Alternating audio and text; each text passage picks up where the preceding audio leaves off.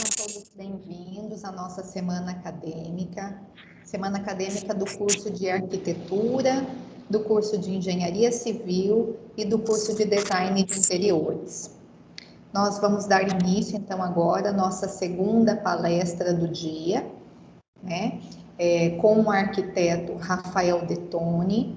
Gostaria de agradecer a participação no evento, Rafael, agradecer o convite, gostaria de agradecer também a presença de todos os alunos, agradecer a presença dos professores, agradecer a presença dos alunos do Escritório Modelo, da professora Nayara, da professora Paula, que colaboraram na organização do evento.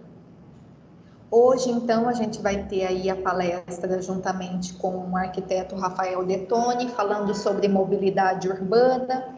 Hoje de manhã a gente recebeu o Cândido, que conversou conosco sobre o projeto Obra Solidária, que desempenha um papel muito bacana, né? Um projeto muito interessante. Quem não teve a oportunidade de participar da palestra de hoje de manhã, a gente já compartilhou o link, já postou lá no nosso canal do YouTube, o canal do Escritório Modelo. Então, vocês podem assistir a palestra por lá, ok, pessoal? Nós disponibilizamos de manhã o link para emissão dos certificados e está disponível também, daqui a pouquinho a gente vai compartilhar com vocês aí no chat o link para o certificado da palestra de hoje à noite. Tá certo, pessoal? Amanhã, então, nós continuamos com as nossas palestras. Nós teremos a arquiteta Desirê falando sobre design de mobiliário. Depois a gente vai ter na quinta-feira o arquiteto João, que vai falar sobre Feng Shui. E na sexta-feira nós teremos a arquiteta Flávia, que vai falar sobre patrimônio histórico. Rafael, mais uma vez, obrigado por ter aceito o convite. Rafael é um amigo muito querido, né, Rafael? Foi meu professor na UFMT, né? Aí. Que tivesse sido meu orientador de TFG. Infelizmente não deu certo, né, Rafael? Mas desenvolveu um bom trabalho, com certeza. Então eu agradeço a sua participação aí, né? Em meio às férias, né, Rafael? Uma coisa que está mudando também hoje, né, com a história da pandemia, a gente tem essa flexibilização aí de poder nos reunir em qualquer lugar do Brasil, então é uma nova maneira de pensar, né, e isso também acaba impactando em outras questões, né, Rafael? Você vai conversar um pouquinho sobre isso conosco, né? Exatamente, vamos falar sobre isso daí. Boa noite, Ana, boa noite a todos. Muito obrigado pelo convite, é um prazer estar aqui conversando com vocês. De fato, quando a gente tocou nesse assunto, né, quando você me convidou para conversar sobre mobilidade urbana e cidades, né, eu de fato ainda não tinha programado férias, mas aí de última hora resolvi aproveitar também um tempinho da escola das crianças, e deram a tal da semana de saco cheio, falei, vamos dar uma volta, né, vamos passear um pouquinho, vamos sair dessa clausura que a gente está vivendo e vamos dar uma volta. Então, essa é uma das coisas positivas da pandemia. Eu sempre falo que a pandemia ela abriu para a gente uma janela de oportunidades. Né? Teve todo um lado aí de preocupação, de saúde pública, mas ela também abriu uma janela de oportunidades, dentre elas essa que a gente está vivendo aqui agora. Né? A gente poder participar de reuniões onde antes a gente perdia um tempo danado, né? Um deslocamento, eu tinha que sair, se a reunião era numa outra cidade, então eu tinha que levantar de madrugada, me deslocar até o aeroporto, pegar um avião, descer, ir para a reunião e de repente não voltar no mesmo dia, ter que dormir fora, enfim, a gente perdia um tempo danado, né, nessas agendas, e hoje não, né, hoje a gente está aqui, quer dizer, eu estou no Rio de Janeiro, a reunião está acontecendo, né, em todo o mundo, vamos assim dizer, a base é em Cuiabá, mas a gente pode compartilhar, né, sem perder muito tempo, e a gente está aqui compartilhando conhecimento. Então, acho que esse é um ponto muito positivo da pandemia. E ela está mudando também os conceitos de deslocamento urbano. Tal do home office, de certa forma, veio para ficar em algumas atividades, e isso vai mudar o comportamento da mobilidade urbana de uma forma geral. Por exemplo, o transporte coletivo, que se tornou vamos dizer assim, hoje um transmissor, né, da Covid, né, por conta de aglomeração, a questão do isolamento social. Então, tem se buscado outras formas de deslocamento para suprir essa necessidade imediata. Então, enfim, isso vai ficar, né, de certa forma isso vai ficar. Então, o que a gente vem, a ideia hoje é a gente conversar um pouquinho sobre isso, Ana, quer dizer, como é que o desenvolvimento urbano, como é que o crescimento urbano afeta, né, o nosso dia a dia. Hoje, se a gente fizer uma pergunta aí, se eu perguntar para todos vocês, o que um pedestre tem a dizer sobre deslocamento urbano, né, em Cuiabá, né? Qual é a nota que ele daria hoje para o deslocamento? Provavelmente seria uma nota muito baixa. Por quê? Porque a infraestrutura é ruim, que as calçadas são ruins, porque os semáforos não têm tempo de travessia de pedestre, porque é insalubre, é muito quente, a gente está passando, né, por um período de calor intenso. Se a gente perguntar para o cara que anda de bicicleta o que ele acha da mobilidade urbana, mais precisamente aí nosso estudo de caso Cuiabá, muito provavelmente também ele vai dar uma nota baixa, né? Uma escala de 0 a 10, dificilmente a gente ultrapasse 4, 5. Por quê? Porque não tem a infraestrutura. Se a gente perguntar para o cara que anda de ônibus, né, o que ele acha, né, qual é o parecer dele sobre o transporte coletivo, muito provavelmente a nota dele também vai ser baixa. A gente tem alguns estudos aí, alguns resultados de pesquisas, e as notas geralmente são muito baixas. E se a gente perguntar para o cara que está de carro, né, as pessoas que usam o automóvel diariamente no seu deslocamento, né, que nota ele dá para o transporte, para o deslocamento, ele vai reclamar também. Acho que é muito difícil encontrar alguém aqui que fale bem, que vá falando, não, tá bacana, tá legal, tá fluindo, tá show de bola. Acho meio difícil. Então, ninguém está satisfeito. A verdade é que ninguém está satisfeito. Por que ninguém está satisfeito? Isso tem muito a ver com o nosso modelo de desenvolvimento urbano, com a escolha que a gente faz, e os resultados eles aparecem num prazo aí, médio a longo prazo, né? Quer dizer, o que a gente vive hoje é reflexo de algumas escolhas que vieram acontecendo há 15 anos atrás, e isso traz algumas consequências nos dias de hoje. Eu fiz, Ana, montei aqui um roteirinho, uma apresentação, e eu vou compartilhar com vocês, só para a gente poder entender alguns exemplos que são bem bacanas, ok? Eu vou me ater aqui ao tempo de 30, no máximo 40 minutos, 30 minutinhos, aí a gente abre para as perguntas e bate-papo, ok? Ok. Então vamos lá. A pandemia também está ensinando a gente a mexer com a tecnologia, né? É verdade. Vamos lá, compartilhar, acho que é isso, né? Compartilhar conteúdo. Isso. E vocês estão enxergando a minha tela? Sim, tá aparecendo sim. Então tá bom, vamos lá. Então, a nossa proposta hoje é falar um pouquinho da construção da cidade e a relação com a mobilidade urbana, né? Como que isso vem acontecendo ao longo dos anos e as consequências, o que a gente pode fazer daqui para frente, né? Aproveitar que a gente está aqui entre arquitetos, entre futuros arquitetos, entre futuros engenheiros e engenheiros, e como é que cada um de nós, como profissional ou como cidadão, o que a gente pode fazer daqui para frente, né? Muito bem. Para a gente falar sobre mobilidade urbana, o marco da mudança do perfil, do padrão de mobilidade urbana, ele vem com a mudança que as cidades apresentaram a partir da Revolução Industrial. A Revolução Industrial, ela trouxe um fluxo, ela proporcionou um fluxo migratório muito grande do campo para as cidades, né, a busca pelo trabalho, emprego, enfim, oportunidades. Isso, as cidades de uma hora para outra inflaram, né, isso aconteceu lá no século XIX, e junto com essa Revolução Industrial, com esse urbanismo do século XX, a gente tem também, correndo em paralelo aí, o desenvolvimento ou a supervalorização do automóvel. O automóvel, ele não é dessa época, o automóvel é mais antigo, né? Ele é de 1680, o primeiro veículo foi inventado em 1681, mas ele ganhou força justamente no período da Revolução Industrial, com a massificação do uso do automóvel e a imposição dele nos deslocamentos urbanos. Isso trouxe como consequência um novo desenho urbano, que é o que a gente vai ver aqui. Então, isso anda em paralelo. A história do urbanismo e da indústria automobilística, ela está muito paralela, uma com a outra. Muito bem. Então, esse fluxo acelerado, esse fluxo migratório, trouxe aí uma demanda por unidade habitacional e infraestrutura urbana, principalmente a de circulação.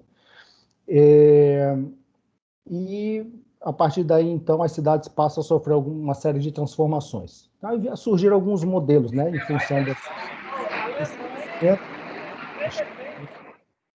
microfone. Oi, Julião. Está me escutando, Ana? Tem que fechar aquela porta. Alô? Rafael, Acho que alguém esqueceu o microfone ligado. você pode bloquear o microfone de todos os participantes, tá? Fica melhor. A pergunta vale 1 milhão, né? Como é que faz? A pergunta do milhão. Do ladinho da onde você compartilhou, não aparece para você? Mais para frente lá vai ter participantes. Ativar o mudo de todos. Talvez não veja para você por conta do... Acho que agora tá ok. Tá joia, a gente vai ficar cuidando aqui. Deixa eu voltar aqui então. Apareceu na tela aí? Sim. Tá na tela? Tá, então vamos lá. Então, diante desse fluxo migratório, dessa imposição de uma mudança de cidade, né, em função dessa explosão de pessoas agora dividindo o mesmo espaço, vieram aí no século XX algumas propostas, alguns modelos de cidades.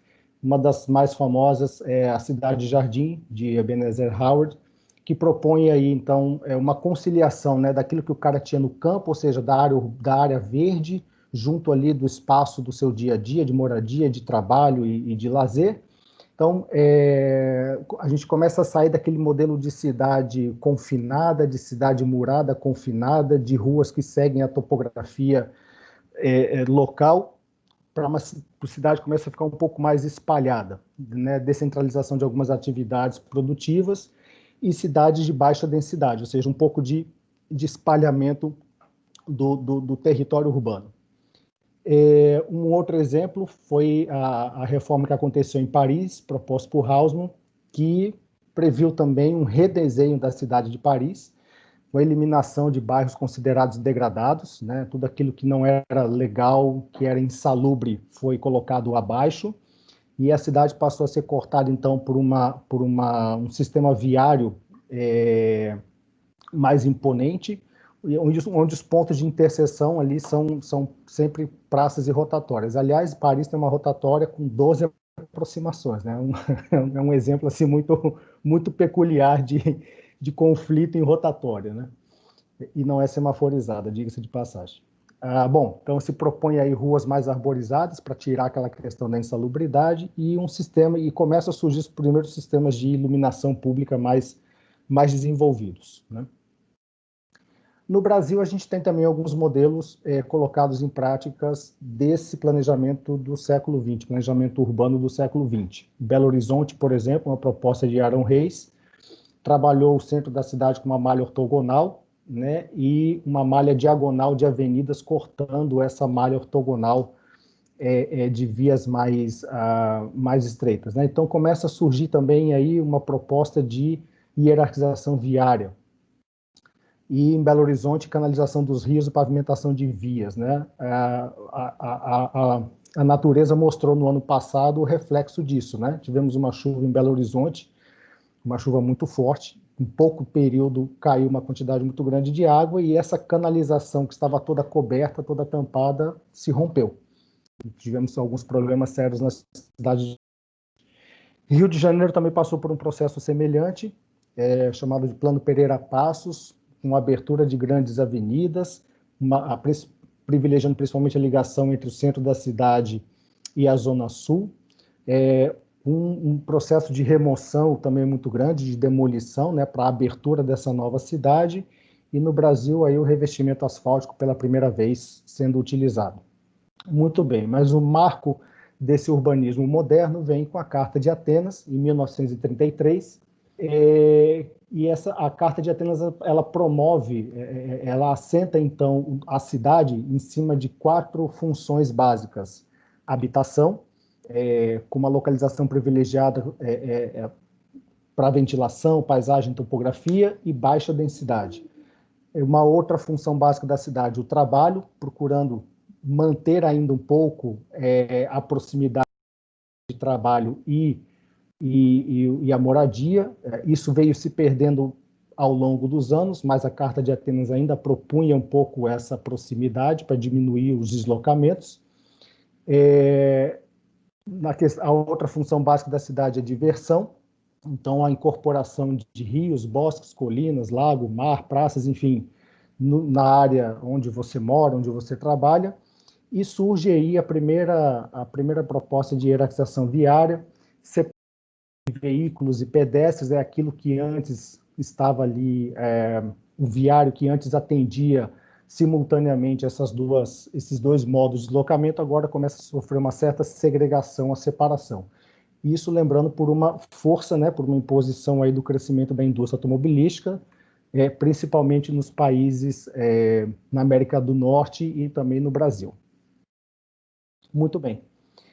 Desse urbanismo moderno, a gente tem como exemplo a nossa capital federal, Brasília, que está estruturada em cima de 2 grandes eixos, numa técnica rodoviária que elimina cruzamento entre pedestres e automóveis. Você não cruza com pedestres em Brasília, né? Não existe esse cruzamento. Inclusive, a eliminação de cruzamentos rodoviários, ali nas asas norte e sul, principalmente. Uma cidade totalmente setorizada, aqui a gente começa a aumentar os deslocamentos, quer dizer, separar as funções da cidade de uso do solo, moradia, com trabalho, com lazer, porém, em uma paisagem bem horizontalizada, quer dizer, um gabarito baixo, e isso tende a fazer aquele espalhamento, aquele esparramento da cidade, e a gente tem como consequência aí algumas questões muito ruins para a mobilidade urbana. A gente vai falar daqui a pouquinho. Esse mesmo princípio foi aplicado aqui no Rio de Janeiro, na Barra da Tijuca. Quem conhece o Rio de Janeiro, a cidade do Rio de Janeiro, sabe bem que a gente tem duas cidades bem diferentes, né? Existe o Rio de Janeiro aqui da zona sul e centro da cidade, e zona norte, com muito bem verticalizados, prédios colados, grudados uns aos outros, um uso misto de atividade, né? Em cima moradia e embaixo comércio. Então existe uma circulação de pedestres muito intensa aqui na zona sul e no centro da cidade. Em compensação, a Barra da Tijuca é uma região totalmente voltada para o uso de automóvel, né? As edificações são esparramadas, são espalhadas, os deslocamentos são maiores por conta desse espalhamento. A gente tem, então, um abandono da escala humana para a escala do automóvel. E aí, esse slide que eu estou mostrando para vocês agora mostra bem a diferença desses 2 modelos de desenvolvimento urbano, né? Atlanta e Barcelona. Então, as 2 cidades, elas estão na mesma escala gráfica, por incrível que pareça. Atlanta com uma população de 5.300.000 habitantes, Barcelona com 5 milhões de habitantes. Porém, a área urbana de Atlanta, 7.692 km², e a área urbana de Barcelona, 648 km². Isso gera, em termos de emissão de poluentes, né, de carbono, pelo sistema de transporte, em Atlanta algo em torno de 6,9 toneladas e Barcelona 1,16. Justamente porque esse espalhamento força a um uso massificado do transporte privado e uma das consequências é o aumento da emissão de poluentes. Além disso, a opção por transportes, sistema de transportes de energia limpa, né, que a Europa usa muito isso, também contribui para essa diferença. Bom, e aí a gente tem um pouco do reflexo disso em termos de expansão urbana, né, em termos de uso do espaço urbano. Esse gráfico, ele foi retirado ele mostra a análise de políticas públicas que desencorajam, né, e, na verdade, subsidiam o espraiamento urbano, a expansão, o esparramento da cidade. Por exemplo, quando a gente pega ali em azul, a gente tem as áreas destinadas para cada modalidade, o metro quadrado, né, de área para circulação, e em vermelho para estacionamento, para você acomodar aquele bem para o estacionamento. Então, por exemplo, quando a gente olha ali para o automóvel, que é o gráfico mais expressivo, então, para cada 40 metros quadrados de via pública destinada à circulação deste meio de transporte, a gente precisa de outros 100 metros quadrados para acomodar esse veículo quando ele estiver parado. Então, é uma coisa meio absurda, né? Enquanto que a pé, praticamente nada, e a bicicleta é meio a meio, né? O que eu tenho de espaço para circulação, eu preciso de espaço para acomodação da bicicleta. É um contraponto muito maluco. E aí, sabem que foto é essa, né? Sabe onde é isso daí? Shopping Pantanal, né? Shopping Pantanal, exatamente. Então, olha só como é que a gente definir o desenho da cidade e as necessidades de espaço do homem e para o transporte privado. Então, essa é uma projeção da área construída do Pantanal Shopping, que está em vermelho, eu destaquei em vermelho, onde as pessoas estão, e olha o tamanho do entorno, na área do entorno do shopping, voltada para o estacionamento dos automóveis. Então, é uma área, se a gente for parar para pensar, é uma área inútil do ponto de vista de uso do solo, é uma área totalmente inútil, desperdiçada para atender uma necessidade. Óbvio que, no caso de Cuiabá, existe uma busca pelo transporte privado, porque o transporte público é uma porcaria, né? O andar a pé é muito ruim, a qualidade do transporte coletivo é péssima, então a gente não tem muita escolha, né? Então acaba tendo que proporcionar esse tipo de ocupação, porque o outro lado também não ajuda. Quando a gente fala, por exemplo, o Rio de Janeiro é hoje uma cidade que, ainda que o transporte não seja o melhor do mundo, mas é uma cidade em que 50% da população da cidade do Rio de Janeiro tem acesso a transporte coletivo, está numa área próxima a um sistema de transporte coletivo. É a melhor cidade do Brasil nesse quesito, tá? É a cidade do Rio de Janeiro. A região metropolitana do Rio de Janeiro, 35% da população da região metropolitana tem acesso a transporte coletivo, só para a gente ter um parâmetro. Então, essa foto aí é o reflexo exatamente do desperdício de espaço que a gente tem em função das políticas de mobilidade, de desenvolvimento urbano e mobilidade que a gente veio adotando ao longo dos anos. E aí, isso é uma continha muito simples, né? Aquela imagem está representada por isso daí. 50 pessoas, 50 pessoas a pé, eu preciso de via pública de 50 metros quadrados para acomodar essas pessoas.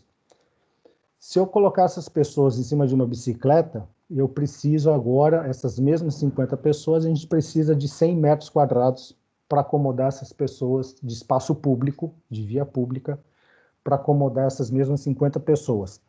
Quando a gente pega essas pessoas e coloca dentro de um ônibus, no período pré-pandemia, que agora não pode, mas no período pré-pandemia, né?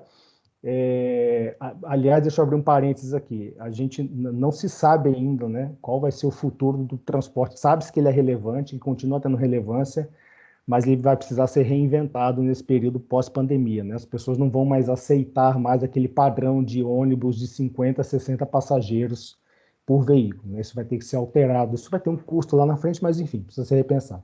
Enfim, essas mesmas 50 pessoas colocadas dentro de um ônibus, então a gente tem de via pública ocupada 36 metros quadrados. E quando a gente pega essas 50 pessoas e distribui nos automóveis, há uma taxa de 1,2 ou 1,3 passageiros por veículo, a gente precisa aí de 400 metros quadrados.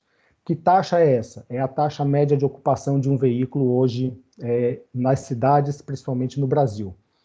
Apesar do carro ter espaço para 5 passageiros, a gente anda sozinho, né? Uma pessoa, no máximo 2, e olhe lá.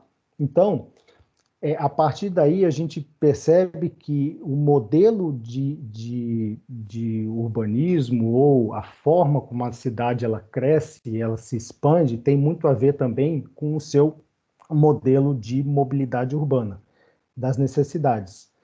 No final das contas, a gente tem isso daí, olha. 80% da via pública, o que é a via pública, né? É aquele espaço compreendido entre as duas testadas de lote. Então, a via pública compreende o leito carroçável, a calçada, a ciclovia, canteiro central, enfim, isso tudo faz parte da via pública. Então, a gente tem assim hoje, 80% da via pública está dedicado ao deslocamento de 35% da população nas cidades brasileiras. Essa é a média de pessoas, de viagens por dia, né? 35% da população realiza os seus deslocamentos diários por transporte privado. Os outros 65% a gente distribui aí em transporte coletivo, a pé e bicicleta. Então a gente tem uma necessidade de dispor de um espaço muito grande para atender um contingente pequeno de pessoas. Está errado. Essa foto é uma foto da Avenida Mato Grosso, que passou por uma recente transformação. Dizem que foi uma humanização, né? O canteiro deu espaço, o canteiro central lhe deu espaço para abrigar áreas de estacionamento. Observe que dentro desses carros não tem ninguém. Ninguém. Então a gente olha como é que... Isso aí é um exemplo clássico, né, dessa proporção que está dita na frase aí acima. Né? Aí, outro fato aí no centro de Cuiabá, Rua Pedro Celestino, né, a gente precisa de espaço para acomodar esses carros que estão em fila, que também não tem ninguém. Né? Em compensação, o que sobra de calçada mal cabe um poste e muito menos um poste e uma pessoa passando ao lado. Está aí. Isso, inclusive, gera um impacto negativo no próprio comércio. Né? As pessoas falam assim, mas se tirar o estacionamento não vai ter cliente, né? As pessoas não vão no centro comprar. Quem falou? As pessoas falam, se tirar o estacionamento, o comércio vai fechar. O comércio já está fechando, e ele está fechando porque não tem gente. E ele não está fechando por causa de pandemia, não, porque o comércio do centro já vinha enfraquecendo, ele já estava perdendo força antes da pandemia. O centro de Cuiabá, a gente já conseguia ver muitas lojas sendo colocadas à venda, prédios aí à venda e aluga-se, porque a atividade comercial perdendo força, porque não tem gente, não tem gente. Cada carro desse estacionado aí, não tem gente, não tem pessoa. Carro não consome. No entanto, está aí a oferta de vagas de estacionamento. Então, existe uma desproporcionalidade muito grande na distribuição do espaço urbano público, né, coletivo, entre os diferentes meios de deslocamento. E isso tem um custo. A gente começa a esparramar a cidade e usar muito automóvel, a cidade paga um preço muito caro. Nós, cidadãos, pagamos um preço muito caro. Essa imagem diz mais ou menos o seguinte, um comparativo de que para um cidadão, se ele gasta R$1 no seu deslocamento a pé, ele custa para a sociedade 1 centavo de real. Em quê? Na infraestrutura, na manutenção da calçada, do semáforo para pedestre, enfim. Quando esse cara resolve pedalar, esse cidadão resolve se deslocar por bicicleta, para cada R$1 que ele gaste no deslocamento por bicicleta, a sociedade, cada cidadão, tem que pagar 8 centavos por essa viagem que ele fez por bicicleta. Que custo é esse? O custo da infraestrutura de se manter rotas cicláveis, ciclovias e ciclofaixas. Muito bem, quando esse cara resolve, então, pegar ônibus, para cada R$1 que um cidadão gasta no transporte coletivo, para usar o transporte coletivo, a sociedade põe a mão no bolso e gasta R$1,50 na manutenção do sistema de transporte coletivo, principalmente da infraestrutura para ele.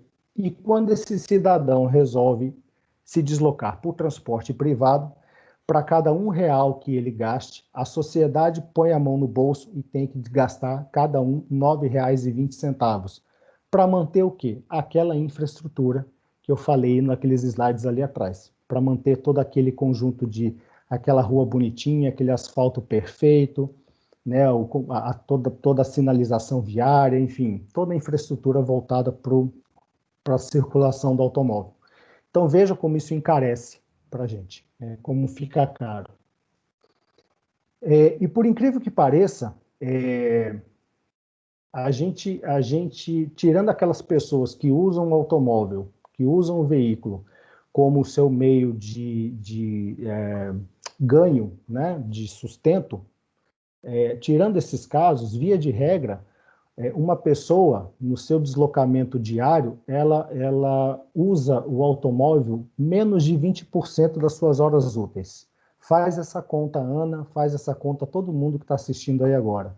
Tira o tempo que você dorme, né? Então o dia tem 24 horas, tira aí suas 8 horas de sono, sobram 16 horas, e contabiliza para mim, na sua rotina diária, quanto tempo você usa o automóvel, quanto tempo você está dentro dele, né?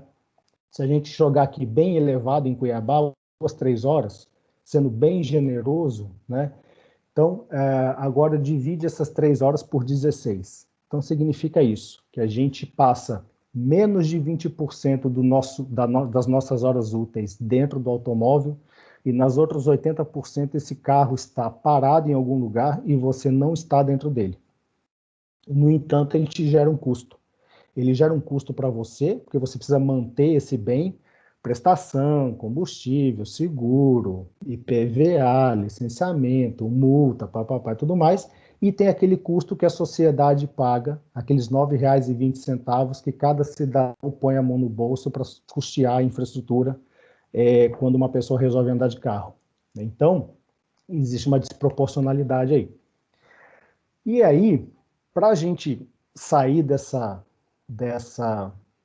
desse furacão, tem se adotado hoje um princípio, um modelo de desenvolvimento urbano voltado para o transporte sustentável.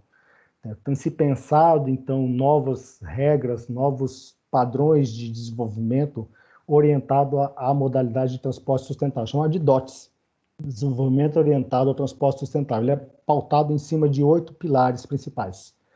O caminhar, criando bairros que estimulem as pessoas andando, a prática de andar a pé, o pedalar, conectar o uso do transporte coletivo, misturar, que significa diversificar o uso do solo, não ter mais aquele padrão de bairro estritamente residencial, área estritamente comercial, enfim, dar uma mesclada nisso. A gente tem um exemplo muito bacana em Cuiabá, que é o Jardim das Américas.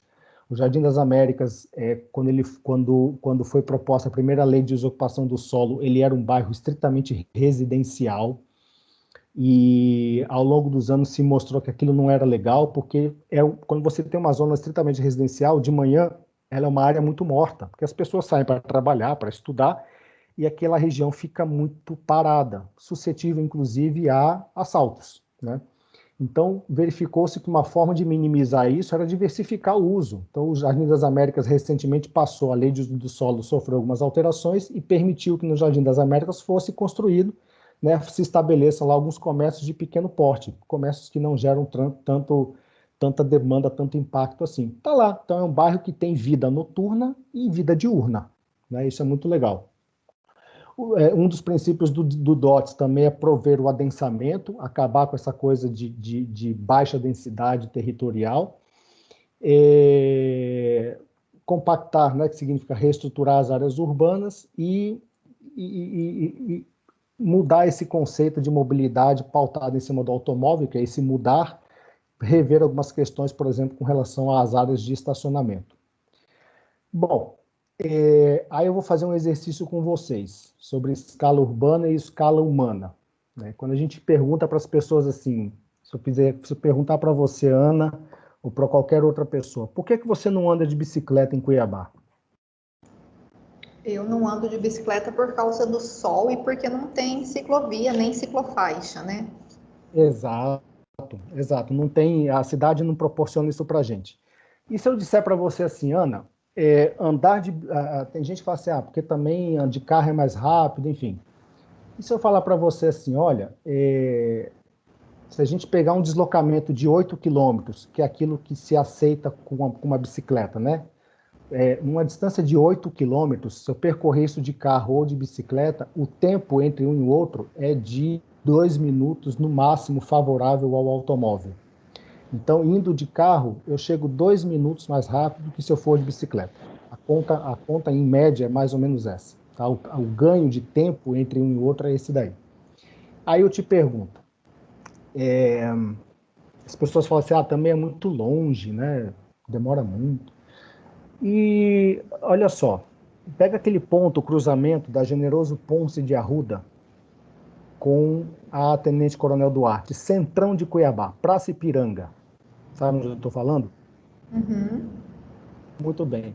Quantos quilômetros você acha que tem daquele ponto até o Trevo do Santa Rosa? Ai, não faço ideia, uns Chuta. 5 quilômetros? 5 quilômetros. Quanto você acha que tem dali até o viaduto da UFMT? Uns 6 quilômetros. 10 quilômetros. Então, da Generoso Ponce para cima, a gente tem 5, da Generoso Ponce descendo em direção ao Cochipó, até a UFMT, a gente tem mais 6. Quanto você acha que tem dali, desse ponto, até o Forte Atacadista na Avenida da FEB, em Várzea Grande? Eu acho que deve ter uns 5 também. 5. Então tá bom. Então a gente tem assim, do Trevo do Santa Rosa até o FMT, 11 quilômetros. Mais ou menos isso, né? Por essa conta aí, por esse parâmetro, né? Mais ou menos. 10 a 11 quilômetros. Uhum. Bom, essa é a nossa escala. Daquele ponto que eu falei, no cruzamento da Generoso Ponce, se a gente traçar uma circunferência de raio de 2,5 km, 2,5 na porção noroeste, a gente belisca o Trevo do Santa Rosa. Na porção sudeste, a gente belisca o viaduto da UFMT, o Shopping Três Américas. Na porção nordeste, a gente pega a Avenida Aclimação, o cruzamento da Aclimação com a Avenida do CPA. E na porção sudoeste, a gente passa ali pelo Forte Atacadista, na Avenida da FEB, em Várzea Grande. Isso para um raio de 2,5 km. Ou seja, 5 quilômetros entre o Trevo do Santa Rosa e o Shopping Três Américas. É uma distância plausível para se fazer de bicicleta, obviamente, desde que a gente tenha o mínimo de infraestrutura e segurança para isso. Mas o que aconteceu com a cidade, com a nossa Cuiabá, ao longo dos últimos 15 anos? Eu estou pegando um exemplo de uma área bem adensada. Bem adensada não, bem ocupada, porque o adensamento também aí é baixo, né? A densidade populacional não é muito elevada. Mas é uma área que está bem ocupada, o centro da cidade e seu entorno. Só que o que aconteceu com a cidade nos últimos anos? Se eu não estou enganado, 2003 foi regulamentada a lei dos condomínios horizontais e em 2005 também, se a minha memória não estiver me enganando, a gente tem o primeiro condomínio lançado em Cuiabá, que é o Florais Cuiabá, lá na saída para Guia. Né? A partir daí a gente assumiu essa febre, né, dos condomínios horizontais localizados longe do centro da cidade. Isso força a um deslocamento, como o transporte coletivo é ruim e ele não melhorou no período, então a gente forçou mais ainda o deslocamento pelo transporte privado. E o nosso viário não acompanhou esse boom, essa expansão. Então, olha o que acontece com essa mesma escala de raio de 2,5 km em outros pontos da cidade. Aí é o Florais Cuiabá. Então, quando a gente traça o mesmo raio de 2,5 km, a gente pega na porção sul, no máximo ali, o cruzamento, né, o entroncamento com a MT 251, a rodovia de Chapada. A gente não chega nem na rodoviária de Cuiabá, quanto mais no centro. Né? E se a gente fizer esse mesmo exercício agora numa outra porção da cidade, lá no Cochipó, num residencial de baixa renda, que é o residencial Santa Terezinha, se a gente traça um raio de 2,5 km a partir do centro daquele condomínio, né, daquele bairro, daquele residencial, a gente chega no máximo ali no Trevo do Tijucal. A gente não consegue chegar nem na Avenida Fernando Correia da Costa, num raio de... Então, olha o prejuízo. E essas pessoas têm que sair daí para vir trabalhar aqui no centro, para vir trabalhar no centro político, enfim. Então, olha o prejuízo, olha o mal que a gente vem sofrendo ao longo desses anos. Isso é um problema, porque a escolha da forma do nosso desenvolvimento urbano, o resultado não é imediato. Ele vem devagar, ele é ruim e ele vem devagarzinho ao longo dos anos. A gente não percebe isso imediatamente. Então, isso aí é resultado da nossa política de desenvolvimento urbano, de ocupação territorial. Ao longo de 20 anos, a gente tem esses problemas aí. Muito bem. Então, o que a gente precisa pensar daqui para frente, em termos de desenvolvimento urbano, de pensar a nossa cidade, e eu acho que a gente está num momento bom para isso, a gente vai passar por um processo eleitoral agora, de escolha de prefeitos e vereadores, né? E começar a olhar que propostas essas pessoas têm para o futuro da nossa cidade, né? E o que é que nós, como estudantes de arquitetura, como estudantes de engenharia, como professores, como acadêmicos, qual é a nossa contribuição também nesse processo de crescimento mais organizado e mais inteligente da nossa cidade, também sob o ponto de vista de mobilidade urbana.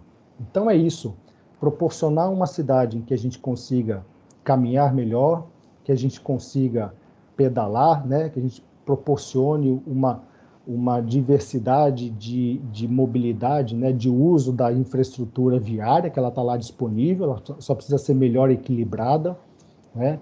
Criar esses conceitos de corredor comercial. Aí em Cuiabá tem né, Galeria GG, não sei se vocês conhecem, no centro da cidade, que liga a Rua 13 de Junho no calçadão da Antônio Maria, né? Isso nos grandes centros tem bastante, São Paulo, Rio. Isso é legal, porque fortalece o comércio local, conecta, diminui as distâncias de caminhada, quer dizer, para eu sair de uma rua e chegar na outra, eu corto por dentro de uma área comercial, isso é muito bacana. Então, é um incentivo também ao comércio, induz as pessoas a buscar o caminhar. Essa mistura, essa diversidade de uso do solo, quer dizer, residência junto com comércio de pequeno porte, junto com áreas de lazer, enfim, isso tudo é uma harmonia melhor para a cidade, né? E melhorar o adensamento. Essa foto aqui é do centro do Rio de Janeiro, onde foi implantado o VLT. Aliás, essa foto é bacana. Aí era a Avenida Rio Branco, a Avenida Rio Branco, né? No Rio de Janeiro, um dos principais corredores de ônibus e automóveis até o ano de 2015, e ninguém acreditava que um dia a Avenida Rio Branco, que para nossa realidade aí talvez se compare à Prainha, por exemplo, né? Ninguém imaginava que essa avenida de fluxo pesado um dia daria lugar a um grande calçadão, a um grande bulevar para pedestres, ciclovia e transporte coletivo, basicamente. Então é possível mudar. Algumas coisas a gente começa a perceber em Cuiabá. Isso daí é um uso mais racional do espaço coletivo, né? Que são a adoção de parklets. Essa rua é a Rua Sírio-Libanesa, ali perto da Praça Popular.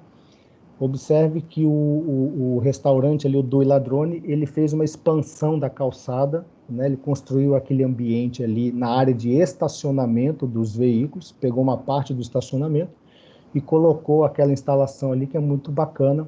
Ela é pública, ela não é do restaurante, né? O restaurante mantém, obviamente, como um certo atrativo daquele espaço que ele tem, mas ela é de uso coletivo, ela é pública. Qualquer pessoa pode sentar ali e ficar batendo papo no celular, tomando uma água, enfim, né? Então, são medidas de apropriação do espaço coletivo de uma forma mais democrática, né? E acho que é isso que a gente precisa pensar daqui para frente. Bom, chegamos aí no tempo de 40 minutos e aí agora a gente pode abrir aí, Ana, para um bate-papo. Ótimo assunto, Rafael, ótima abordagem, né?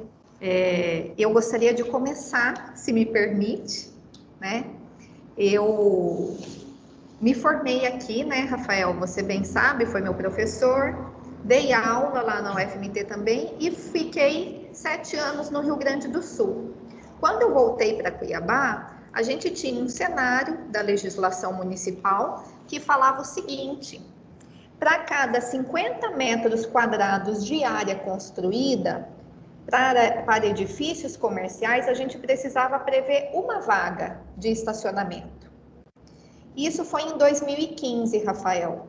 E de lá para cá esse cenário mudou e agora a legislação diz que para cada 40 metros quadrados de área construída de edifício comercial, a gente precisa uma vaga de estacionamento. Eu queria que você falasse um pouquinho sobre isso, Rafael. Qual que é o seu ponto de vista? Por que foi feita essa alteração? E como que isso impacta? Bom, Ana, porque a gente não tem um planejamento, uma linha de planejamento urbano que converse com a mobilidade urbana. Cuiabá é uma cidade de 300 anos que não tem um plano de mobilidade urbana. Isso que você está dizendo vai na contramão de tudo que está acontecendo hoje em dia. Quando a gente pega a revisão de uso do solo, por exemplo, do município de São Paulo, da cidade de São Paulo, aconteceu, se não estou enganado, há 2, 3 anos atrás.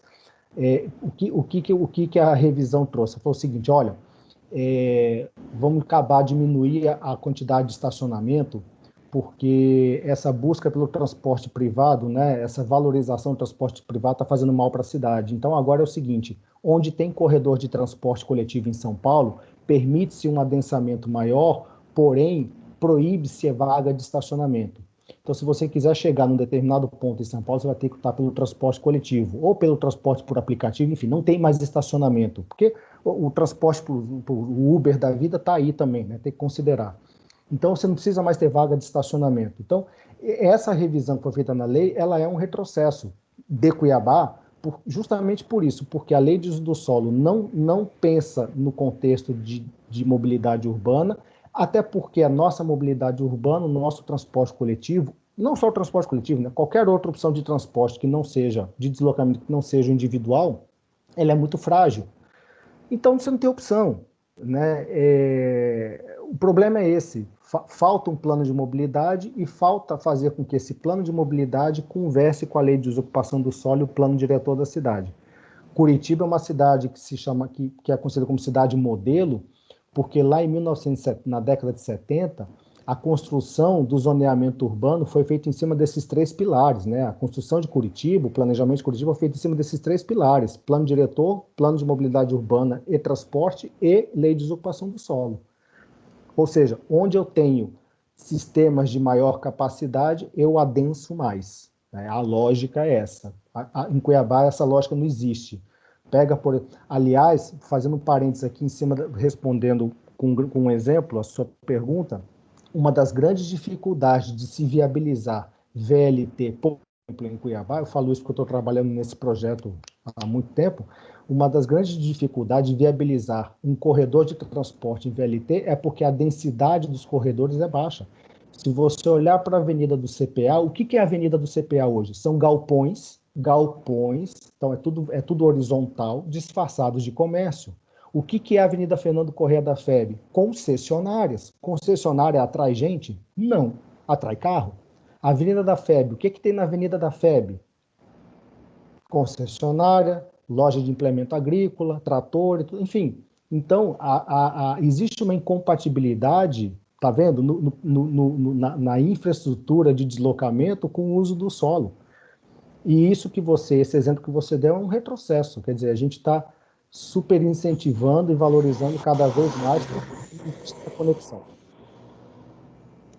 E cabe a nós, né, Rafael, questionar também essas questões, né, que às vezes são impostas, mas nós devemos questionar, pensar sobre elas e tentar outras formas, né, de resolver isso, porque na minha opinião é tampar o sol com a peneira realmente. Eu fico me perguntando, Ana, onde é que está o que aconteceu com o Conselho Municipal de Desenvolvimento Urbano?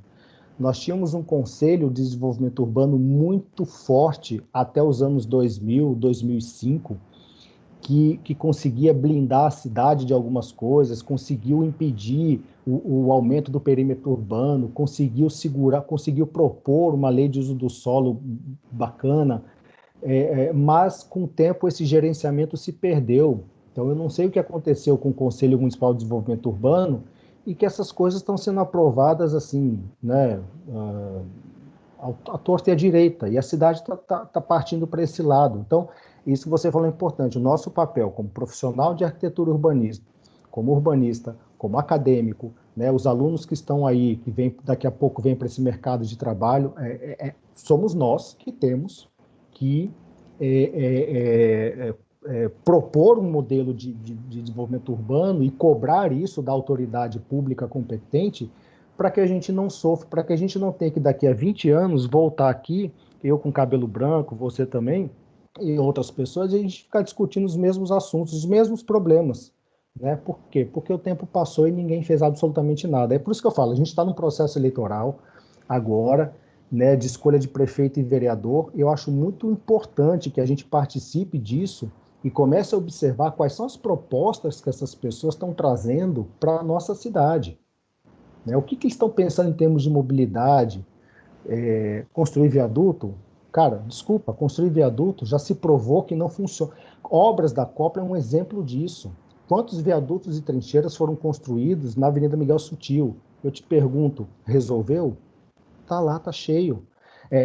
Trincheiras e viadutos são soluções de vida curta, é paliativo.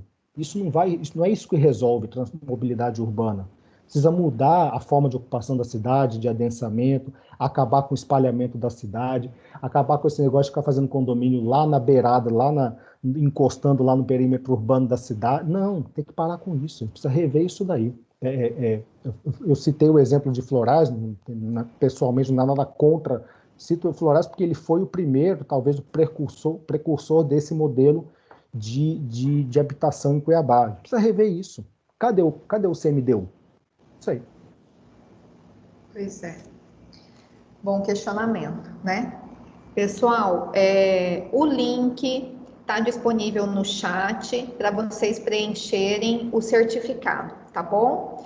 Quem tem alguma pergunta, quer fazer algum comentário, pode levantar a mão que a gente vai abrir a oportunidade de falar, pessoal.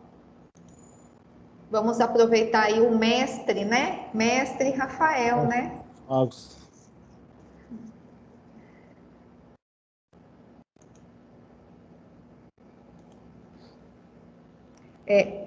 Keitrin Carvalho, tá com a mão levantada. Isso, olá, boa noite. Boa noite. Queria agradecer a oportunidade, parabenizar a abordagem do professor, foi excelente. A questão, assim, da utilização do espaço urbano. Minha pergunta é a seguinte: a nossa cidade já está toda estruturada. Como seria possível refazer ou remodelar para utilizar melhor o espaço urbano, já que existem espaços, vamos dizer, inúteis, como o senhor mesmo abordou? Ocupar esses espaços. Então, a gente precisa, primeiro, frear um pouco esse ímpeto do setor imobiliário, porque o que acontece, né? Vamos lá, questão da valorização imobiliária. Eu tenho uma área que está colada lá no perímetro urbano da cidade, que hoje não vale porra nenhuma, desculpa o termo, né? Eu sou dono de uma área grande que não vale nada, absolutamente nada, porque não tem infraestrutura nenhuma. Aí eu vou lá e proponho abrir um residencial para atender um programa Minha Casa Minha Vida, né? Faço uma parceria com a prefeitura e disponibilizo uma parte da minha área para atender essa necessidade.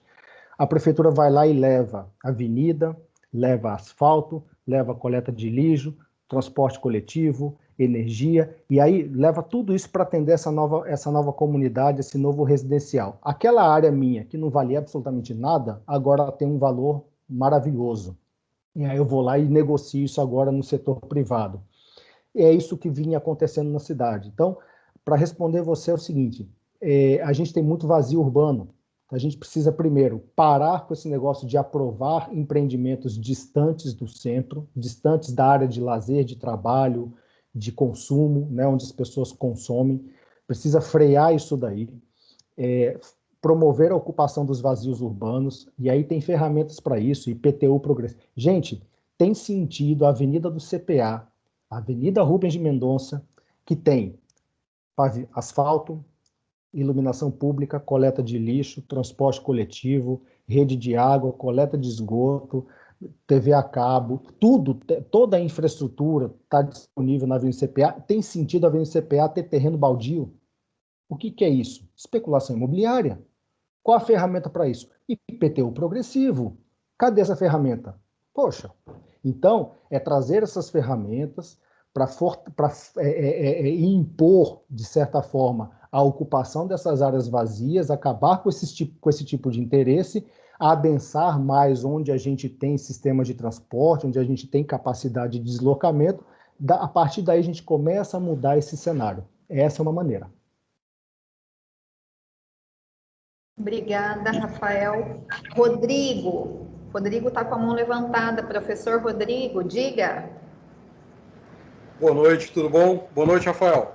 Boa noite, Rodrigo. Joia. Tudo bem contigo? Joia, tranquilo. Obrigado pela excelente palestra. Você tocou num assunto muito interessante que é em relação ao IPTU progressivo. De que forma que nós, acho que nesse ano político, nós podemos cobrar desses nossos novos gestores aí para que isso seja implantado na nossa cidade? Como que seria isso, né? Essa é a pergunta que vale 1 milhão, né, Rodrigo? É essa que vale 1 milhão, porque realmente ela faz toda a diferença. Faz. Eu confesso que até agora eu não vi nas propostas postas aí pelos postulantes a prefeito, né, e vereador, eu confesso que eu não vi ninguém tocar nesse assunto. Ele é um assunto... Tem algumas pautas que são bem nervosas, né? IPTU progressivo, você mexe com o pessoal do setor imobiliário, tirar estacionamento de via pública, a galera que anda de carro fica meio arrepiada.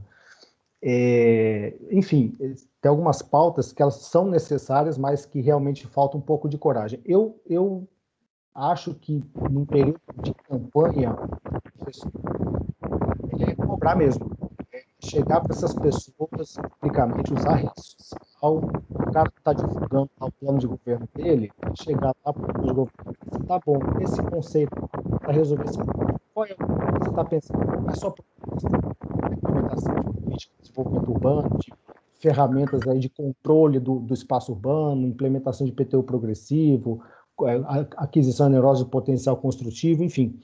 Eu acho que uma forma é essa, ir lá, aproveitar a rede social, os planos de governo estão postos aí em rede social, existe um canal de comunicação com esses candidatos, e é ir lá e cobrar deles. Porque quando eu vou lá e cobro, está lá público, né? Essa cobrança ela tá pública.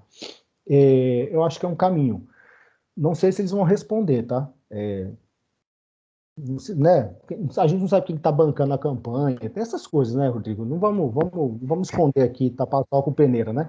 Mas é uma questão crucial. Não é questão de polemizar, mas só que realmente eu acho que nós temos que começar a cobrar mais. Eu acho que nós somos muito omissos em relação às nossas cobranças, né? Passa o tempo político, todo mundo faz promessa, mas calma aí. E isso aqui? Isso é importante para mim, isso é importante para a cidade onde eu moro. Então a gente tem que começar a fazer essas cobranças com mais ênfase também. Mas obrigado, Rafa. Que é isso, à disposição. Rodrigo, eu falei aqui e reforço uma das grandes dificuldades que a gente tem hoje. A gente está com esse ponto de interrogação chamado VLT, né? E uma das grandes dificuldades hoje é como viabilizar, porque a dificuldade não é construir, não é terminar a obra, a dificuldade é fazer isso ficar em pé. Para ficar em pé tem que ter gente, tem que ter usuário, tem que ter usuário pagante, né? E como que eu levo o usuário para o transporte? Pô, ele precisa adensar, justamente dessa forma, adensando, criando esses corredores de transporte, fortalecendo o uso do solo, a ocupação territorial, para as pessoas irem para o transporte coletivo. E não é só a VLT não, tá, cara? O corredor de ônibus também é difícil de viabilizar. Por quê? Porque, como eu falei, pega o carro, dá uma caminhada assim, ao longo da Avenida CPA e Prainha, a gente vai ver que são só galpões, são edificações baixas e muito pouco adensadas, não tem gente. Então, existe essa dificuldade. E o caminho é esse, cara. A forma de cobrar é essa daí. Posso falar mais alguma coisa? Pode. Vou puxar um gancho, Rafa, em relação ao que você estava falando sobre o VLT. Minha esposa, ela terminou o mestrado dela ano passado e ela fez a geografia. Ela é advogada, funcionária pública, mas fez a geografia, né? E o trabalho dela foi justamente sobre o VLT, naquele trecho próximo à rotatória da UFMT, né? E ela fala assim, como que o VLT veio a atuar, né? Vamos dizer assim, quem que ele veio beneficiar. E a grande, na malha que ele corre também, a grande parte da população que ele beneficia é a população de renda maior também, né? E o quanto que aquela obra impactou em todo o seu entorno e o que é pior, né? Ela saiu do papel, né? Porque quando a gente fala, a obra não saiu do papel. Se não saiu do papel, tá bom, né? Saiu, mas ela saiu do papel. Então, realmente é algo... Ela saiu. É uma parte, mas saiu, impactou a cidade, deixou ela... Sim, você pega a FEB, né? Que ela ficou hiper estreita, né? Toda vez que eu passo ali na FEB, dá até medo, eu acho que vou cair nesse buraco, né? Naquela vão ali lateral. Mas é uma problemática mesmo, o VLT. Eu acho que temos que... A gente precisa aproveitar. A gente precisa aproveitar, Sim. Então, esse gancho. A gente precisa aproveitar esse gancho, né? Então, se está se propondo implementar ali um transporte coletivo, um corredor de transporte, então, mudar a ocupação da cidade, fazer com que as pessoas venham mais para a área central. Porque... senão a gente vai ficar correndo atrás do rabo a vida toda, quer dizer, jogando as pessoas mais distantes e tendo que levar infraestrutura de transporte, isso encarece, cara. O custo do transporte, ele é proporcional à distância que ele percorre, né? Quanto mais ele percorre. Isso não é só transporte público, não, isso é coleta de lixo também, por exemplo.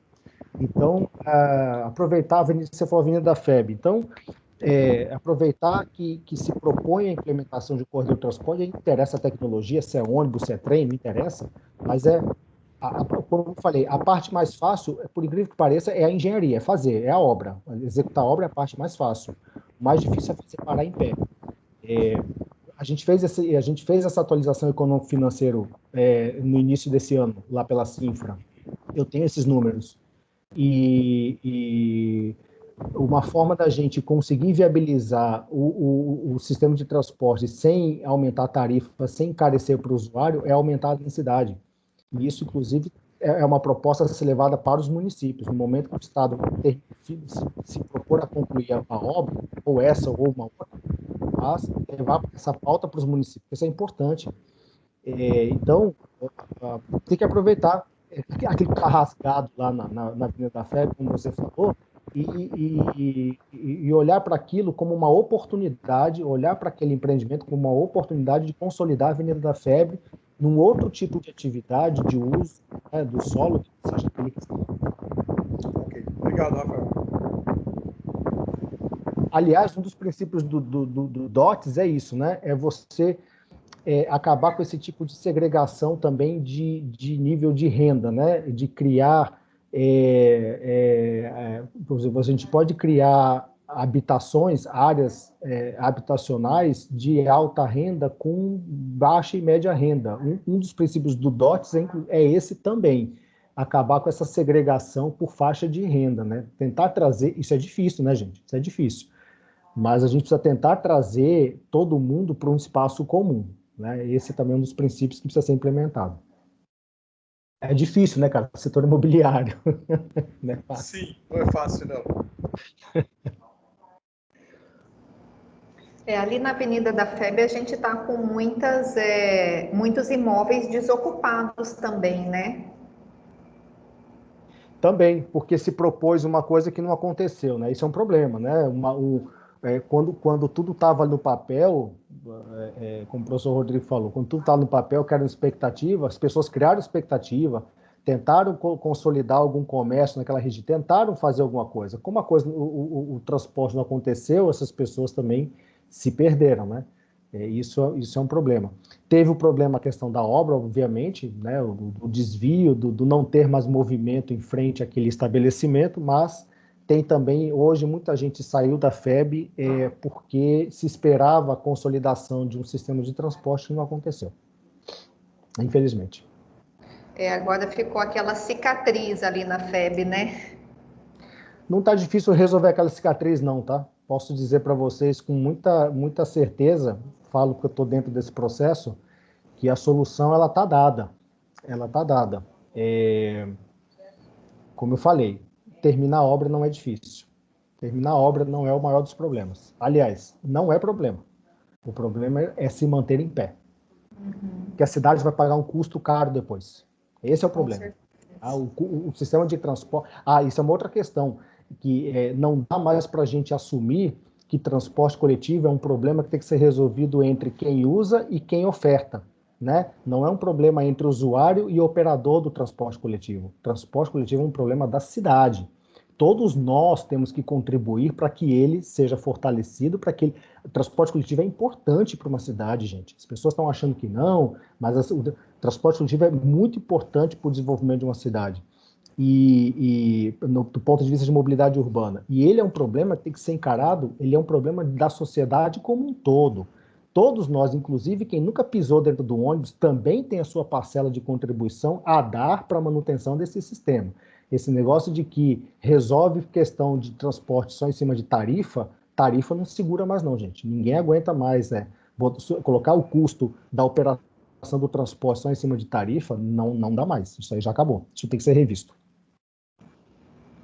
E também porque o transporte ele está diretamente ligado à qualidade de vida da população, né? Ao sucesso dos empreendimentos comerciais. Então, não tem como pensar de maneira isolada, né? Eu resolvo o meu problema entrando no meu carro, ligando o meu ar-condicionado, o meu som, e eu vou para onde eu quero. Não é assim. Não é. Você está resolvendo seu problema, você está criando problema para o resto da cidade, porque todo mundo pensa desse jeito. Mas a questão é essa, qual é a escolha que você tem hoje? Você não tem escolha. Hoje, quem usa transporte, a gente fala que o usuário do transporte coletivo é um usuário compulsório, né? Quer dizer, o cara está lá porque ele não tem outra opção. Ele não tem outra opção. Ele não tem dinheiro para comprar um carro, para comprar uma moto. Para ele de bicicleta é muito longe e perigoso, e não tem carona, e não consegue pegar um Uber, então sobrou o quê? Sobrou ir de ônibus. Então, esse é um problema, né? Então, precisa mudar esse padrão aí. O primeiro passo, ele parte do poder público, que é o quê? Proporcionar uma condição de transporte melhor, mais rápido, mais seguro, que pelo menos chegue num ponto de equilíbrio com o automóvel, em termos de tempo de deslocamento, né, de conforto. E quando eu falo transporte, não é só o ônibus, não. Tem que mexer na calçada, tem que melhorar o abrigo, tem que melhorar a calçada para você, porque o ônibus não passa na sua porta, né? Você tem que sair da sua casa e andar alguns metros para chegar num ponto. Então, esse caminhar também tem que estar arborizado, tem que estar com a calçada bacana, tem que estar seguro, não pode ter carro estacionado em cima dele, não pode ter mesa de boteco em cima da calçada, enfim. Então, isso é o controle do espaço urbano, é o gerenciamento urbano.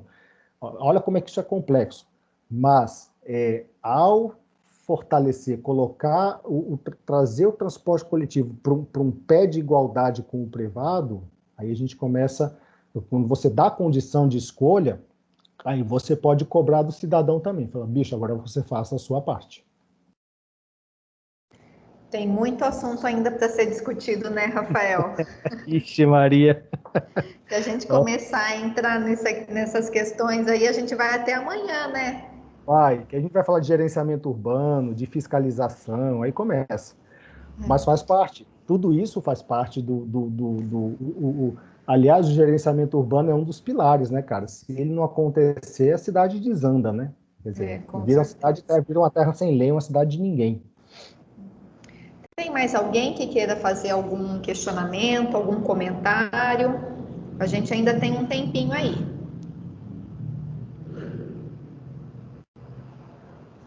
A Juliana colocou aqui que o Santa Terezinha, ela escreveu lá, o Santa Terezinha é um ótimo exemplo mesmo dessa sacanagem, né? Dessa loucura que é levar o cara para longe de onde ele trabalha, né?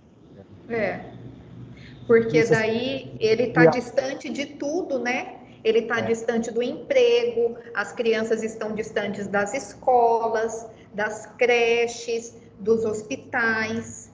Ana, e olha o reflexo disso. Aí o cara vai morar longe, a oferta de transporte coletivo é ruim, o ônibus demora para passar, ele fica muito tempo esperando, ele vai fazer o quê? Ele vai comprar uma moto. Aí ele faz a conta, ele vai comprar a moto, vai assim, porra, mas eu tenho dinheiro para comprar a moto, não tenho dinheiro para tirar a CNH, né, a habilitação. Então ele vai lá, compra a moto dele e se arrisca nessa loucura que está aí. Muito bem. Olha o reflexo disso. Hoje, isso são dados, a gente não tem muita precisão dessa informação, mas é um levantamento meio expedito, com um certo grau de certeza. É um chute na direção do gol, vai. Hoje, 80% das motocicletas que rodam em Cuiabá estão com a documentação irregular. Ou não tem documento, ou o motociclista não tem CNH, ou a moto está com documentação irregular. Isso é um dado estatístico em cima de atendimentos de ocorrência de acidente de trânsito envolvendo motocicleta, e fora aqueles casos em que o cara cai da moto, levanta e vai embora, né? Ele nem quer saber se machucou, porque se a polícia chegar, prende a moto dele. Então, olha que loucura, 80% da... Veja como essa política de mobilidade, esse modelo de crescimento urbano, de expansão urbana, de forçar as pessoas a morarem longe, de forçar o cara a comprar uma moto e ele não tem dinheiro para... Olha o novelo, né, de lã, olha como é que isso vai se desenrolando. A gente chega num problema de saúde pública. Porque hoje 60%... Não, vamos, esquece que nós estamos na pandemia. Os hospitais, né? Esquece que nós estamos em pandemia, vai. Mas se você pega os leitos de hospital da parte de trauma, 70% é decorrente de acidente de moto. De pessoas que não têm capacidade para subir numa moto e dirigir. Mas tá lá, mas tá fazendo isso. Por quê? Porque ele também tem escolha. O transporte é ruim. Ele vai de moto. Ele não tem dinheiro para pagar uma CNH? Para que pagar a CNH? Tá louco. É isso. Então, veja como uma coisa vai puxando outra, né? Precisa ser mudado. Tem alguém com a mão levantada. Só um minutinho. Alex. Santos. Alex? Isso, sou eu. Pode falar, Alex. Boa noite, Rafael, tudo bom? Boa noite, Alex, tudo jóia? Esse tema que você está abordando é um tema muito interessante. Eu parabenizo aí você por abordar esse tema, mas assim, nós como estudantes, a gente vê muita dificuldade de fazer isso se tornar prática, essas coisas que você abordou. Por quê? Porque, primeiramente, igual você estava falando, tudo depende de uma iniciativa pública, né? Por exemplo, essa questão, para a gente melhorar realmente essa mobilidade, a gente tem que diminuir a quantidade de carros que tem hoje. Então, assim, fica até um pouco contraditório a gente não ter estacionamentos, tudo e tal, porque hoje a maioria das pessoas, elas acabam migrando pro transporte privado, porque a gente não tem uma excelência no transporte público. E aí, com isso, a gente que está com um transporte privado, acredito que eu, vocês aí, todos nós, a maioria, a gente precisa também de um lugar para poder acomodar nossos transportes. Como fazer para sair disso? A gente, primeiro ponto, tinha que ser melhorar esse transporte público, igual você acabou de falar. Melhorar essa questão do planejamento, enlarguecer essas nossas calçadas. A gente percebe muito, assim, que os únicos lugares que tem legais para poder rodar são as nossas vias estruturais. Mas para você chegar nela, você passa pela rua local, pela rua coletora. Ela também, por exemplo, precisava de uma ciclovia, se eu quero optar pela bicicleta, ela precisava ter essa árvore para eu poder ter um clima agradável para mim andar de bicicleta, de skate, a pé, por exemplo. Então, assim, tudo depende da parte pública, no caso dos políticos, enfim, Porque, assim, esse problema é um problema que ele vem todos os... Igual você falou, a gente fica correndo atrás do rabo, porque não só de transporte, mas de segurança, saúde, educação, todo ano é a mesma coisa. Todo ano são as pessoas falando que vão resolver esse problema, mas nunca sai do papel. Eu acredito que a maioria nem tem o conhecimento de funcionar. Então, assim, a gente fica até um pouco descrente, porque, beleza, a gente que está estudando, a gente até sabe mais ou menos por onde a gente poderia começar, como poderia reclamar, mas e ser atendido?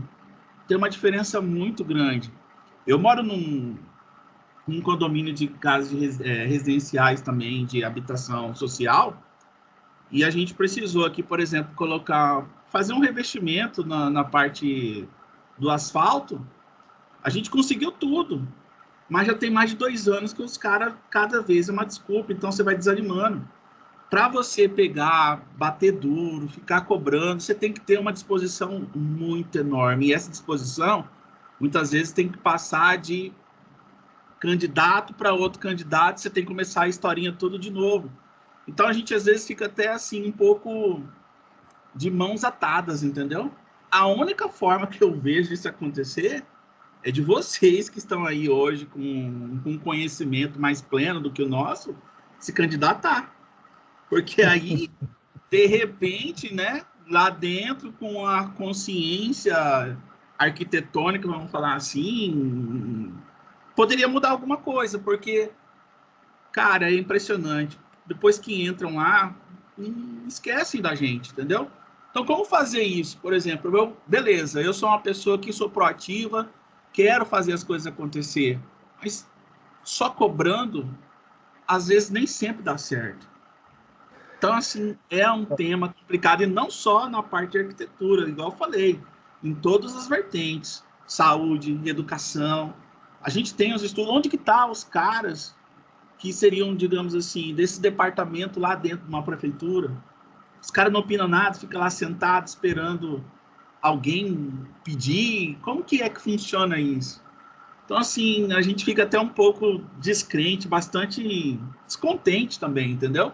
E aí acaba fazendo isso daí, comprando uma moto, comprando um carro, morando em condomínio fechado, porque não tem segurança. Acaba fazendo tudo que é contramão do que a gente sabe que seria melhor para poder a cidade ser uma cidade mais viva, uma cidade mais segura, né? É complicado, hein, Rafael? Eu não consigo ver uma solução, porque, assim, não depende só da gente que tem uma opinião formada, uma opinião legal. A gente depende das pessoas que estão lá dentro também. Alex, tem a administração pública, ela tem o seu papel a cumprir, mas a gente também pode fazer a nossa parte. Você falou assim, o que eu posso fazer?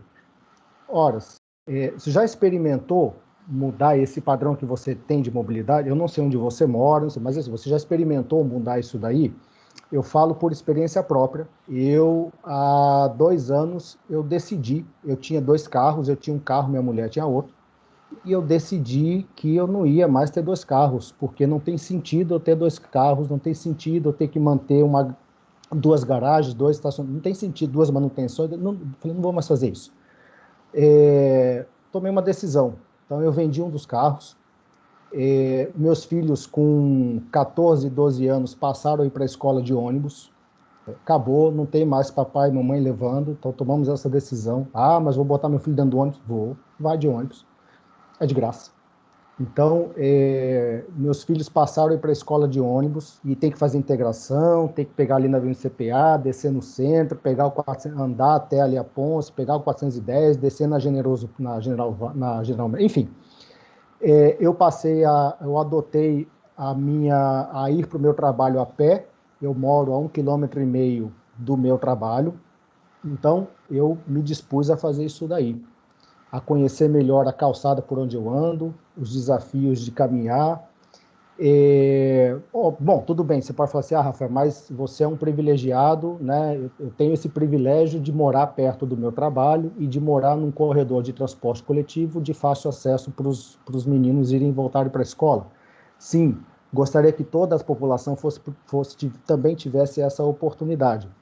Mas, às vezes, isso está ao nosso alcance e a gente não olha para isso, a gente não enxerga isso. Essa questão do estacionamento, como você colocou, eu tenho carro, eu preciso ter estacionamento, eu preciso de uma vaga de estacionamento. Essa questão da vaga de estacionamento é como se o cara ele tem um carro e ele exige que a sociedade dê a ele um espaço para atender uma necessidade individual. É como se eu comprasse uma geladeira e exigisse que a população me desse uma cozinha para eu botar minha geladeira. É como se eu comprasse um sofá e exigisse que a sociedade me desse uma sala de estar para eu colocar o meu sofá. É mais ou menos isso.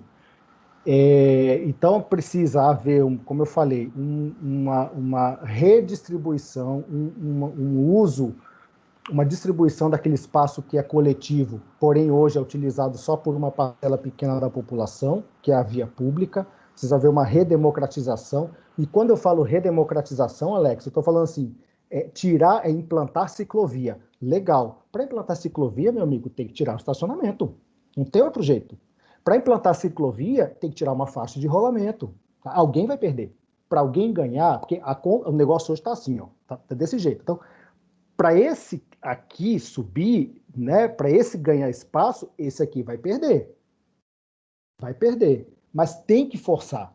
Porque, eu digo forçar não no sentido negativo da palavra, mas ao tirar um estacionamento que hoje atende uma parcela da população para botar uma ciclovia, ao tirar um estacionamento para alargar uma calçada, ao tirar uma faixa de tráfego, tem 3, eu vou pegar uma e dedicar para o ônibus, para melhorar a velocidade operacional do veículo, tornar ele mais rápido, né, mais vantajoso do que o automóvel. Então, ao fazer isso, a gente começa a dar a opção de escolha para as pessoas. E aí vai o outro lado, tá? Proporcionar essa condição de escolha, e o que eu falei, o cidadão também tem que fazer a parte dele. Tem que repensar o seu modo de as suas escolhas. Então, isso que eu falo. Tem a obrigação do público, do gestor, mas tem a nossa obrigação também como cidadão de experimentar. E eu falo para vocês, a experiência que eu fiz para mim foi maravilhosa. A gente passa a enxergar a cidade de uma outra maneira, e ver as necessidades de uma outra maneira. Eu sou plenamente... Eu resolvo a minha vida hoje, eu evito pegar carro. Eu tenho um carro na garagem. Eu evito pegar esse carro. Esse carro atende a minha família, mas eu evito ao máximo. Eu resolvo a minha vida hoje dentro daquele ambiente que eu moro. Eu não preciso mais ir cortar cabelo, fazer barba lá no centro. Não, eu procuro um local ali próximo de onde eu moro, onde eu vou a pé. Entende? Então, eu busco as minhas atividades, eu pratico corrida. Por que eu tenho que pegar o carro para ir correr lá? Não, eu vou correr ali perto de onde eu moro.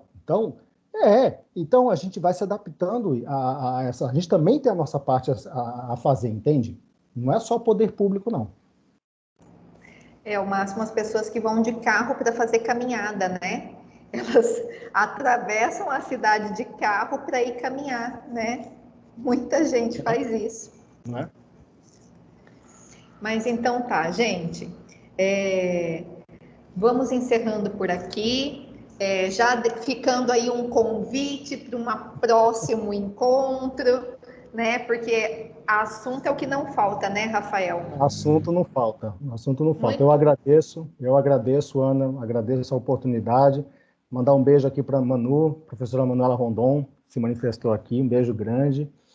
Agradeço a oportunidade, estou à disposição, eu acho que a pauta é muito bacana e merece ser discutida, e o pedido, o recado que eu deixo é esse, gente, a gente está no momento certo, vamos aproveitar essa tal dessa pandemia para rever as nossas escolhas, vamos aproveitar para olhar, a gente está no momento de eleição municipal, vamos olhar para esses candidatos, vamos cobrar deles, vamos usar a rede social, e olha que eu não sou um exímio blogueiro não, né? Mas vamos usar a rede social, vamos cutucar, cobrar, porque esse é o caminho, tá bom? Mais uma vez, obrigado, Ana, obrigado a todos vocês e até a próxima. Muito obrigada, Rafael. Um abraço para a Bianca, para as crianças. Muito obrigada, alunos queridos que participaram. professores presentes, novamente o agradecimento aos alunos do Escritório Modelo, a nossa coordenação que nos apoiou, e já fica aí o convite para amanhã, nesse mesmo horário, às 19 horas, a palestra com a arquiteta Desirê, certo? E não se esqueçam de acessar o link para a emissão do certificado de vocês. Paula, você gostaria de falar alguma coisa? Não, só agradecer mesmo, foi ótimo. Rafael sempre contribui de forma ímpar, né, com a sua fala. Então, a gente é que agradece e estamos felizes aí com essa mais uma contribuição. Muito obrigada, Rafael. Obrigado, Paulo. Obrigado mesmo. Valeu. Boa noite, pessoal. Até mais. Boa noite. Boa noite a Até logo. todos. Valeu. Boa noite.